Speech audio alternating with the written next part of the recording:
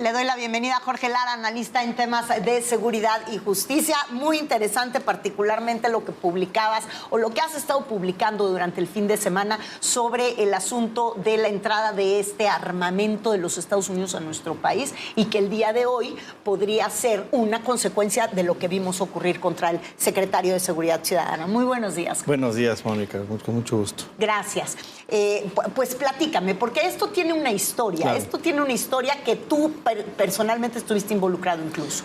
Bueno, sí, me refiero al contexto de la introducción de armas de alto poder, de armas de asalto, que ha sido un cáncer para nuestro país, ha sido una desgracia, así hay que calificarlo, no hay otra manera de hacerlo, porque incluso yo atribuyo a la entrada de armas de asalto a nuestro país en cantidades de 100,000, 200,000 por año, la escalada de violencia desde el 2006, porque hay que recordar que con el presidente Clinton estaban prohibidas la venta de estas armas en las armerías de los Estados Unidos. Esta prohibición termina a fines del año 2004 y vemos que empiezan a llegar en cargamentos hormiga y luego pues ya en flujos muy importantes AR-15, AK-47, el famoso fusil Barrett, que ahora es célebremente y tristemente famoso, entre muchas otras. Entonces, nosotros en aquel momento, yo era subprocurador jurídico PGR de Asuntos Internacionales y comentamos la posibilidad de plantear demandas por daños específicos de familias de policías caídos con ese tipo de armamento. ¿Por qué razón? Porque es posible rastrearlas. México tiene acuerdos con los Estados Unidos que también nosotros impulsamos para poder detectar con el número de serie en dónde se vendió esa arma.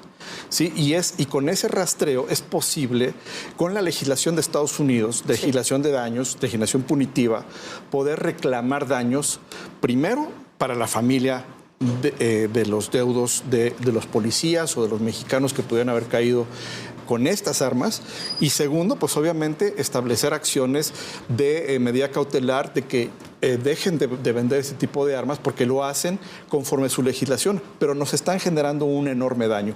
Esto es posible hacerlo, lo avanzamos, es posible hacer el planteamiento en los Estados Unidos, con las leyes de Estados Unidos y en los tribunales de los Estados Unidos. Desde luego, pues es un asunto complejo. Yo quiero decirte, Mónica, que de entrada, aprovechando la buena relación que aparentemente hoy existe entre los gobiernos de Estados Unidos y de México, sería muy importante. Yo creo que sería uno de los puntos fundamentales. Que lo incluyera en la agenda del presidente. Que se incluya en la agenda. Trump, dos puntos. Uno, reinstalar la prohibición Clinton. Ese es fundamental. No podemos seguir soportando este trasiego de 100,000, 70,000 armas por año. Sí. Eso es imposible. México está pagando un costo por evitar la guerra de las drogas y no somos apoyados en ese tema. Y segundo, hacer las demandas. Ahora con el atentado de la semana pasada me parece que es un momento crucial porque se puede hacer. En Estados Unidos tú sabes que las cortes exigen pulcritud. Sí.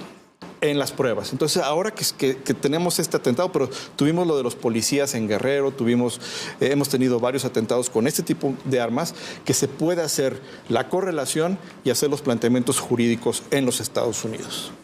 ¿Qué hay en este momento de la identificación o la posibilidad de identificación de este fenómeno que tú estás mencionando? Es decir, identificar estas armas a primera vista. Pues claro. Es que prácticamente los expertos, y te incluyo, a primera vista identificaron que podía estarse tratando de este tipo de armamento, lo que atacó a García Harfuch. Definitivamente, son armas incluso nuevas, tal parece que estaban recién llegadas, recién armadas. No hay que olvidar que el gobierno de México hace poco estableció con Estados Unidos un operativo que le llaman operativo Frozen, pero pues no ha dado resultado porque es muy difícil. Amén de la corrupción que hay en las aduanas, es muy difícil detectar y detener este trasiego, porque muchas veces las armas pasan desarmadas, muchas veces pasan en containers de metal y obviamente pasan por los rayos X. Entonces es muy difícil. Yo he pensado mucho qué se tendría que hacer para tener esto y no hay de otra. Hay que ir a la fuente de las armas, que son la industria de armas, que además sabemos que la complejidad del lobby político tan poderoso, porque son miles de millones de dólares que van a campañas políticas y que eso se está pagando pagando con sangre de mexicanos, Mónica. Entonces, el pretender hacerlo ya en frontera es muy complicado. Ya es muy complicado. Hay que hacerlo en las armerías. Tú sabes que la mitad de las armerías de toda la Unión Americana están en la frontera con México. Y no solamente estamos hablando de las armerías formales, que además es muy fácil comprar una AR-15, una AK-47 te puede costar $300, pero tú la puedes comprar en tianguis callejeros. Un arma de estas las puedes comprar en $150 a $200, sin identificación. Es un problema muy grave en donde obviamente los cárteles se surten con la gente que se hace de la vista gorda del otro lado de la frontera. Yo creo que utilizando las mismas herramientas, porque además este tipo de demandas han procedido, por ejemplo, cuando son promovidas por autoridades de ciudades en los Estados Unidos. Y obviamente les pegas en donde les duele, que es la finanza, ¿no? Y entonces ha procedido, ha disminuido el fenómeno de violencia en algunas ciudades de los Estados Unidos gracias a este tipo de demandas, pero hay que hacer acopio de pruebas y hay que empujar fuertemente el tema político, el tema del apoyo jurídico. Estas armas, muchas de ellas, particularmente 4 o 5, las más estridentes, pues son eso, armas muy estridentes, donde difícilmente cuando tú llegas a colocarlas en un punto desde donde las vas a disparar. Y si estás hablando del secretario de Seguridad Ciudadana, donde sabemos que cada movimiento que él hace o va a hacer, está enterado un equipo del C5, de las cámaras de seguridad, me cuesta a mí mucho trabajo pensar que no hayan identificado el momento en el que en los alrededores llegan estas camionetas con estos armamentos, se arman, literal, y que no hayan podido impedirlo. ¿Qué piensas tú? Bueno, se ha dicho, Mauleón, por ejemplo, lo ha comentado y también se platica de fallas de inteligencia preventiva.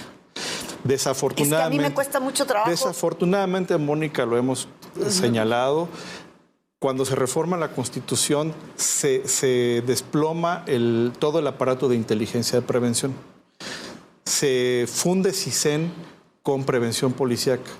Y esto ha generado problemas operativos importantes para la prevención. De hecho, se llama Inteligencia para la Prevención, que desapareció en la Constitución. Y esto pues ha generado este tipo de problemas. No solo lo de Ovidio, por ejemplo, claro, y otros más, ¿no? Que me parece que pone de relieve la importancia de retomar esas estructuras robustas de inteligencia para el crimen, para combatir al crimen, ¿no? Por ejemplo, la camioneta esta falsa de Carso tenía un blindaje.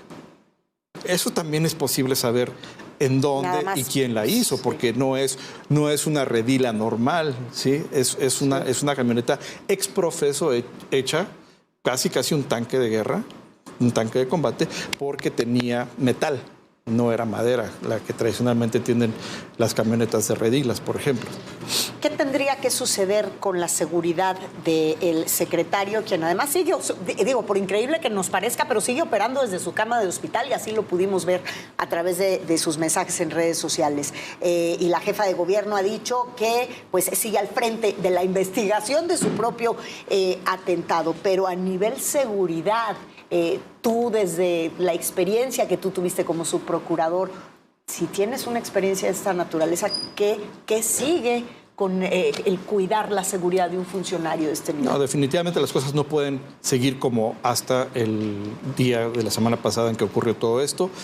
Yo también he señalado que es muy importante que el gobierno federal le dé no solamente a sus servidores públicos, sino a toda la población, una señal de que las cosas se van a arreglar, van a cambiar. Las cosas no pueden seguir así.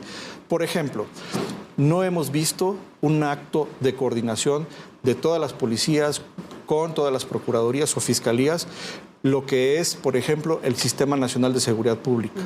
No hemos visto que haya una reunión en medio de la pandemia, que sea una reunión en donde los ciudadanos podemos atestiguar que se están poniendo de acuerdo, que están intercambiando información, que hay control y que alguien está al mando en estos temas tan importantes y que hay consecuencias. Otro tema lamentable, la liberación, por ejemplo, de los familiares del Marro acá en Guanajuato. Y el papá. Sí. ¿Y qué pasa ahí? Que seguimos trabajando. Las instituciones siguen trabajando con el viejo modus operandi de la flagrancia. Te detengo a ver qué te encuentro. Esto ya no puede ser así, Mónica. Ahora tiene que ir por delante la prueba, por delante la investigación de inteligencia, con todas las herramientas que tiene Fiscalía General de la República. Y aquí, ojo, hubo una omisión de la Fiscalía General de la República porque hay delincuencia organizada. Y de acuerdo a la Constitución, la delincuencia organizada es facultad de la Federación. Claro. Ese es otro punto interesante en el caso García Harfuch. ¿Por qué? Porque hasta ahora todo ha sido en el tramo de control de la Fiscalía de la Ciudad de México. Han salido bien las cosas, pero hay que tener mucho cuidado en los procesos porque ya hemos visto, se hace una cosa mal, se siembra una prueba, ¿no? Se siembra droga, o se siembra dinero, o se siembran armas y los asuntos se van a caer. Ya no podemos seguir trabajando así. Ahí está. Gracias como siempre, Jorge. Mónica, con mucho gusto. Muchísimas gracias, muy buen día.